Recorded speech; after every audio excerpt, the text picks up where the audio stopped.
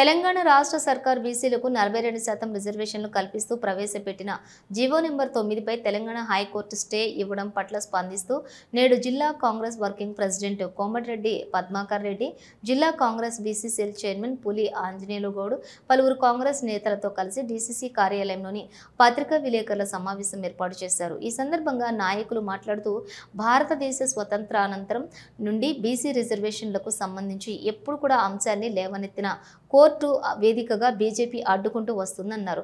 బీసీలకు రిజర్వేషన్ల పెంపుపై మొన్న మండల కమిషన్ విషయంలోని నిన్న హైకోర్టు స్టే విధించిన అంశంలో కూడా బీజేపీ బీసీలపై విషం కక్కుతుందన్నారు. దేశంలోనే మొట్టమొదటిసారిగా రాష్ట్ర ముఖ్యమంత్రి రేవంత్ రెడ్డి నేతృత్వంలో బీసీ సంక్షేమ శాఖ మంత్రివర్యులు పొన్నం ప్రభాకర్ ఆధ్వర్యంలో మేము ఎంతో మాకు అంతే అనే నినాదంతో కులగణన చేపట్టి బీసీలకు 42% రిజర్వేషన్లను కల్పించాలని దృఢ సంకల్పంతో అసెంబ్లీ వేదికగా బీసీ బిల్లును ప్రవేశపెట్టి ఆమోదింప చేయడంతో పాటు చట్టబద్ధంగా గవర్నర్ ఆమోదం కోసం ఆర్డినెన్స్ను పంపడం జరిగిందన్నారు. ఈ పత్రికా విలేకరుల సమావేశంలో జిల్లా కిసాన్ కాంగ్రెస్ అధ్యక్షులు పురం రాజేశం, నాయకులు రామిడి రాజిరెడ్డి, కామరెడ్డి రామరెడ్డి, రామిడి తిరుపతి రెడ్డి, కంకణాల అనిల్ కుమారు, సాయిని తిరుపతి, వంగల విద్యాసాగర్, కోల రమేష్, నూనె గోపాల్ రెడ్డి, శంకర్ తదితరులు పాల్గొన్నారు.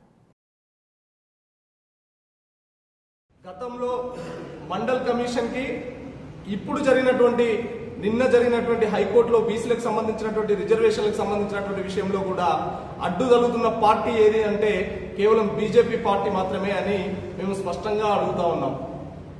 ఒక్కసారి తెలంగాణ సమాజంలో ఉన్నటువంటి బీసీ ప్రజలారా, బీసీ సంఘానికి సంబంధించినటువంటి వ్యక్తులారా ఒకే ఒక ఆలోచన చేయండి.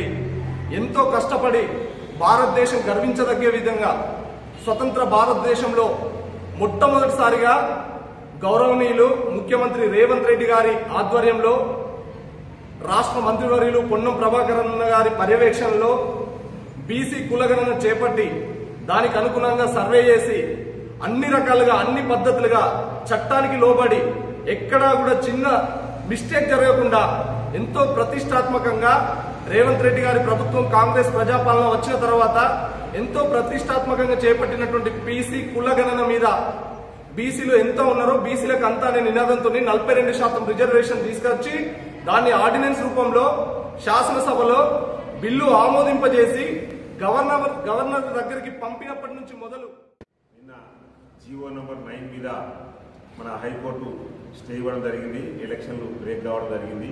ఇందులో ముఖ్యంగా మనం చెప్పుకోవాల్సిన అంశం ఏంటంటే బీపీసీ ప్రధానమంత్రి అయినప్పుడు మండల కమిషన్ తెచ్చి 27% బీసీలకు రిజర్వేషన్ తీసుకురావడం అనేది మనందరికీ తెలిసిన విషయమే. అప్పుడు కూడా బీజేపీ ఏం చేసిందంటే బీజేపీ ఆ జనతాదళ్తో మిత్రపక్షం మనందరికీ తెలుసు. అయినా మిత్రపక్షం ఉన్నప్పుడు వాళ్ళు ఈ రిజర్వేషన్ చేయగానే వెంటనే వాళ్ళ మెజారిటీ విత్డ్రా చేసుకోవడం జరిగింది. బీపీసీ ప్రధానమంత్రి రాజీనామా చేయడం జరిగింది. ఇంతకంటే వేరే నిదర్శనం బీజేపీ ఏది బీసీలకు వ్యతిరేకమని చెప్పడానికి ఇంతకంటే నిదర్శనం వేరేది లేదు. కాబట్టి 95 పాయింట్ మనం గుర్తుపెట్టుకోవాలి. ఆ రోజు నుంచి దాదాపు 94-95 నుంచి మొదలు పెడితే ఇప్పుడు 20-25-30 సంవత్సరాల నుంచి బీసీలకు రిజర్వేషన్ రాకుండా అడ్డుపడేటువంటి ఏకైక పార్టీ ఏదన్నా ఉంది అంటే అది బీజేపీ అని చెప్పడానికి మాత్రమే నేను ఈ విషయం చెప్తాను.